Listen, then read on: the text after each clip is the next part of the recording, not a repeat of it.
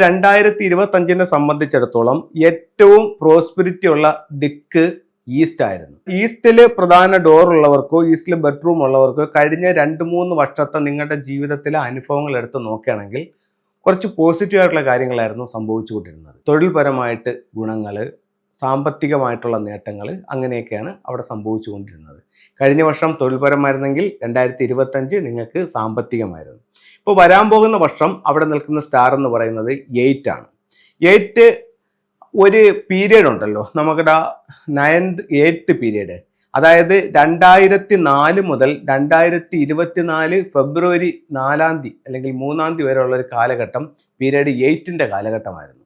അത് അവിടെ കഴിഞ്ഞിട്ട് ഇപ്പോൾ നടന്നുകൊണ്ടിരിക്കുന്നത് പീരീഡ് 9 എന്ന് പറയുന്നൊരു കാലഘട്ടമാണ്.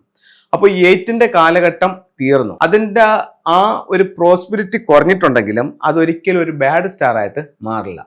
ഇപ്പോൾ ഈസ്റ്റിലേക്ക് വരാൻ പോകുന്ന സ്റ്റാർ ഏതാണ്? 8 ആണ്. അപ്പോൾ 8 എന്ന് പറഞ്ഞാൽ നമുക്ക് ഒരു തരത്തിലും ദോഷങ്ങൾ ഉണ്ടാക്കത്തില്ല. അപ്പോൾ നമുക്ക് അത് കുറച്ച് ഗുണങ്ങൾ കൂട്ടാൻ വേണ്ടിയിട്ട് ആ ഒരു എലമെന്റിനെ നമുക്ക് ആക്ടിവേഷൻ ചെയ്യാൻ പറ്റും. 8 എന്ന് പറയുന്ന എലമെന്റ് എന്ത് എനർജിയാണ്? എർത്ത് എനർജിയാണ്. അപ്പോൾ 8 നിൽക്കുന്ന സ്ഥലത്ത് ക്രിസ്റ്റൽസുകൾ, എർത്ത് പോട്ടുകൾ, റെഡ് കളറുകൾ, യെല്ലോ കളറുകൾ ഇതൊക്കെ കൊടുക്കുകയാണെങ്കിൽ അവിടെ എന്ത് സംഭവിക്കും? ഈ പറയപ്പെടുന്ന 8 എന്ന് പറയുന്ന എനർജി ഒന്നും കൂടെ ബൂസ്റ്റ് ആവും. അപ്പോൾ നമുക്ക് അതിന് വേണ്ടി എന്ത് ചെയ്യാൻ പറ്റും? ക്രിസ്റ്റലുകൾ, അതായത് നമുക്ക് ക്രിസ്റ്റൽ ബോളുകൾ അവിടെ ഹാങ് ചെയ്യാം. അതുപോലെ തന്നെ നമുക്ക് എർത്ത് പോട്ടുകൾ അവിടെ വയ്ക്കാം. റെഡ് മാറ്റ് എൻട്രൻസിലിടാം. അവിടെ ബെഡ്റൂമിലാണെങ്കിൽ നമുക്ക് ഈ കാര്യങ്ങളെല്ലാം ചെയ്യാം. ബെഡ്റൂമിലാണെങ്കിൽ ഒരു കാര്യം ശ്രദ്ധിക്കുക, 4 സ്ക്വയർ ഫീറ്റിൽ കൂടുതൽ വരുന്ന റെഡുകൾ അവിടെ ഇടാൻ പാടില്ല. അങ്ങനെയാണെങ്കിൽ നമ്മുടെ ഉറക്കത്തെ അത് സാരമായ രീതിയിൽ ബാധിക്കും. അപ്പോൾ ഇത്തരത്തിലുള്ള കാര്യങ്ങൾ ചെയ്തുകൊണ്ട് 8ന്റെ സൗഭാഗ്യത്തെ നിലനിർത്താനായിട്ട് ചൈനീസ് വാസ്തുകലയായ ഫെങ്ഷുയിലൂടെ സാധിക്കുന്നതാണ്.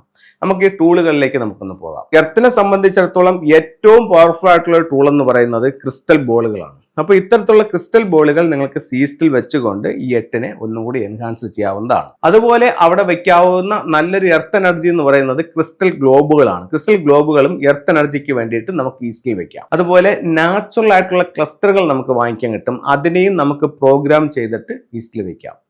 അതുപോലെ എർത്ത് പോട്ട് വയ്ക്കാം, മൺചട്ടികൾ വയ്ക്കാം. അങ്ങനെ വെച്ചുകൊണ്ട് നമുക്ക് എർത്തിനെ എൻഹാൻസ് ചെയ്യാം. അപ്പോൾ എല്ലാവർക്കും എല്ലാ ഐശ്വര്യങ്ങളുമുള്ള ഒരു വർഷമായി ഈ നിലവിലുള്ള കിഴക്കിൻ്റെ സൗഭാഗ്യം ഈ വർഷവും തുടരട്ടെ എന്ന് പ്രാർത്ഥിച്ചുകൊണ്ട് നിർത്തുന്നു. നന്ദി, നമസ്തേ.